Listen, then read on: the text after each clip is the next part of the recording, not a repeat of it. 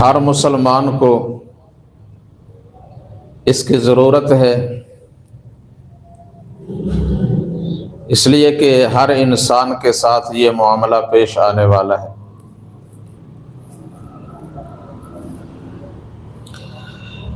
تو جب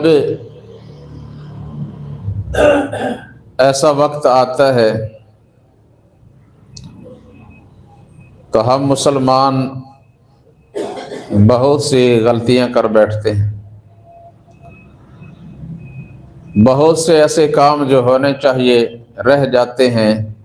اور جو نہیں ہونے چاہیے وہ دیکھا دیکھی پہ کر گزرتے ہیں۔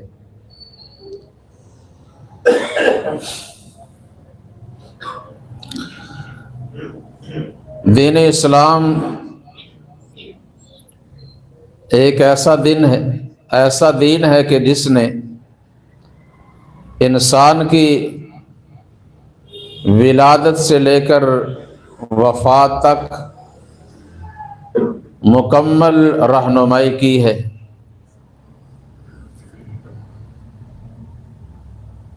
اور یہ اللہ تعالیٰ کا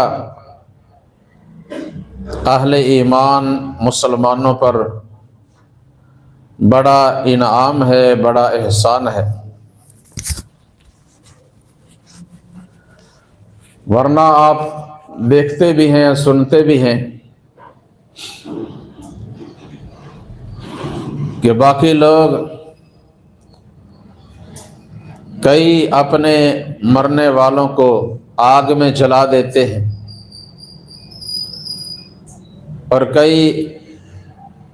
دریاؤں میں بہا دیتے ہیں،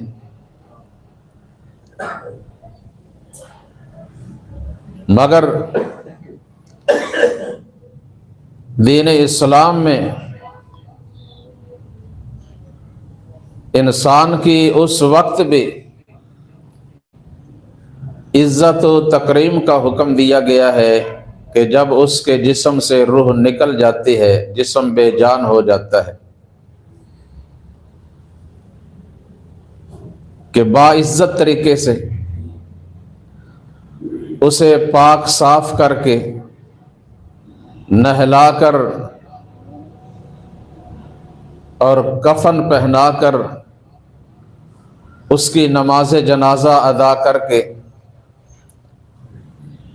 اسے قبر میں دفنا دیا جائے، اور اس کے بعد اس کی بخشش کے لیے، اس کی مغفرت کے لیے اللہ کے حضور دعا کی جائے۔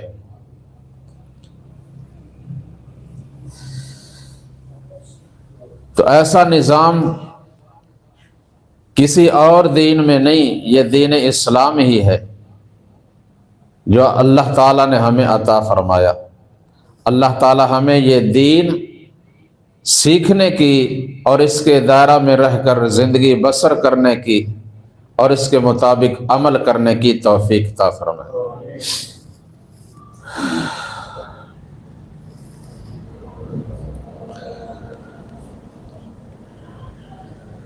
رسول اللہ صلی اللہ علیہ وسلم نے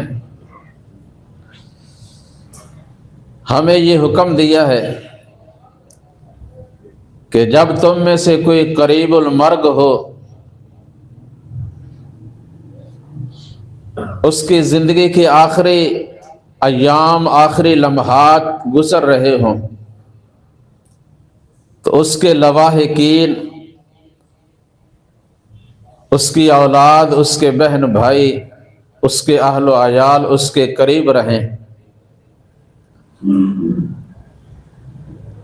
اور پھر فرمایا کہ لقنوا موتاکم لا الہ الا اللہ، اپنے مرنے والوں کو لا الہ الا اللہ پڑھنے کی تلقین کرو۔ اسے پڑھنے کے لیے کہو یا خود اس کے قریب بیٹھ کر پڑھو، تاکہ تمہاری آواز سن کر تمہارے ساتھ وہ بھی پڑھے۔